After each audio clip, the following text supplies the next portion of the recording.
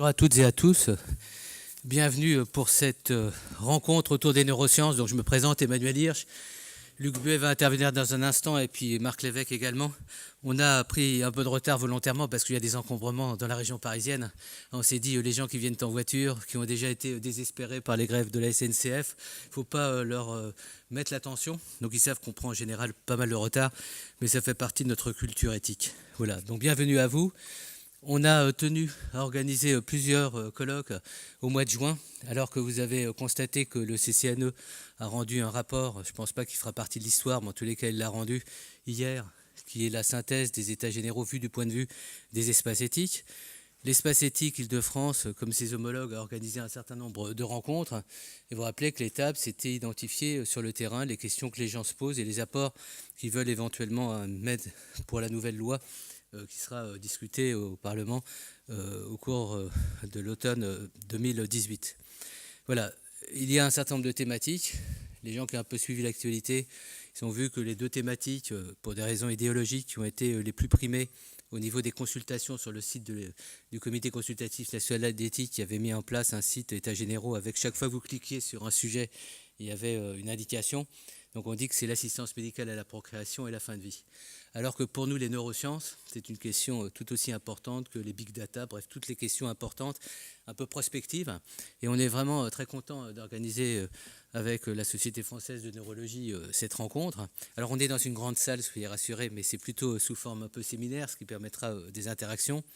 On est également heureux que Marc Lévesque ait accepté de placer son cours habituel à l'espace éthique dans le cadre de cette rencontre, puisqu'on avait initialement prévu un après-midi, et là, grâce à la richesse des interventions, ça sera une journée complète. Marc Lévesque, qui lui accompagne notre réflexion, notamment dans toutes les techniques, les pratiques, notamment sur le cerveau, qu'en tant que neurochirurgien, il est amené à la fois à réfléchir et à mettre en œuvre. Au niveau de notre réflexion, donc dans un instant, Luc Buet va présenter la réflexion que sa société savante a présentée au CCNE. Vous savez que le CCNE, dans sa méthodologie, avait demandé une animation du débat par les espaces éthiques, et puis il a demandé à celles et ceux qui le souhaitaient, notamment aux sociétés savantes, d'apporter des contributions. Donc il y a une contribution de grande qualité, où les gens de la Société française de neurosciences parlent des réalisations aujourd'hui, des perspectives, et également ils identifient les enjeux éthiques. C'est pour dire que ce qui est assez impressionnant aujourd'hui, et je le voyais hier dans la réunion qu'on a organisée à Paris-Saclay, puisque maintenant on a une structure pour l'éthique de la recherche et l'intégrité scientifique, il y a l'émergence extraordinaire de réflexions, notamment posées par les sociétés savantes, mais les chercheurs sont de plus en plus mobilisés. Donc ce qui va être intéressant, c'est de voir l'après-bioéthique, c'est-à-dire l'après-phase révision de la loi de juillet 2011. Il est assez évident, on va avoir affaire à une créativité tout à fait extraordinaire. En tous les cas, on voit certains textes de sociétés savantes qui dépassent, à mon avis, même le comité d'éthique. C'est-à-dire qu'il y a une nouvelle pensée de l'éthique, avec un enjeu qui est une approche aussi internationale, puisque dans toutes ces sciences innovantes, ça ne se passe pas uniquement en France, dans les startups, mais dans le contexte international, avec des pays, notamment asiatiques, qui n'ont peut-être pas les mêmes principes, les mêmes références en matière d'éthique. Donc il est assez évident que dans les mois, les années qui viennent, on va assister à une transformation profonde de l'approche des questions de bioéthique.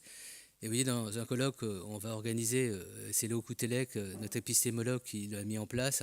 On a mis un S maintenant à bioéthique, c'est-à-dire il y avait l'éthique d'avant, avec toutes les questions traditionnelles qui étaient abordées dès la première loi de 1994.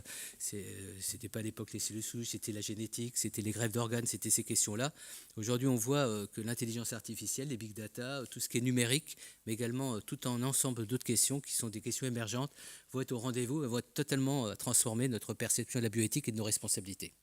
Également, et on l'a vu il n'y a pas plus tard que lundi dans un colloque qui a été organisé ici, la responsabilité vis-à-vis des générations futures. Ce matin, j'entendais sur France Info Jean Cluzel qui parlait de l'environnement dans le contexte actuel. C'est vrai que toutes ces questions sont des questions importantes. Voilà, j'ai fait ce petit laïus introductif pour que le dernier arrivé puisse s'installer parmi nous. Donc je donne la parole de suite à Luc Buet, et vous verrez qu'à partir de septembre-octobre prochain, l'espace éthique Île-de-France, à travers ses formations universitaires, va dédier une unité d'enseignement aux bioéthiques, avec un S, sur lesquels on est en train de réfléchir. On va aussi mettre en place pour le suivi au niveau de la concertation et de l'implication de la société, une université populaire de la bioéthique ou des bioéthiques. À mon avis, ce sera plutôt des bioéthiques.